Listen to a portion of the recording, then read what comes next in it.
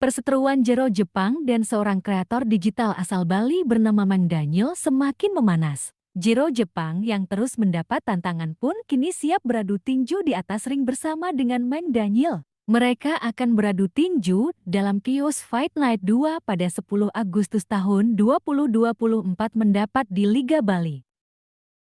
Dalam unggahan di media sosial, Chaos Fight Night memperlihatkan foto Mang Daniel yang disandingkan dengan Jero Jepang. Jero Jepang merupakan seorang penekun spiritual yang kerap membongkar trik-trik sulap layaknya pesulap merah. Ia belakangan kerap menjadi sorotan lantaran aksi kontroversialnya. Sementara Mang Daniel merupakan kreator digital yang juga kerap membuat konten-konten hiburan di media sosial.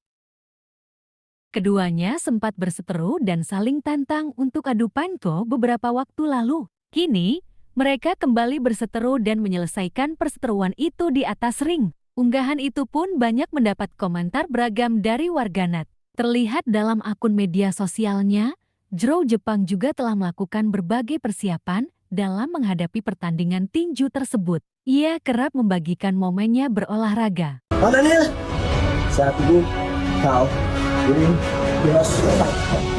Udah siap lah Jero Jepang? Oh, pakai nanya, weh, siap nggak siap? Yakin nggak yakin? Harus gas, jadi gimana? Mang Daniel nih bos, sang sodong.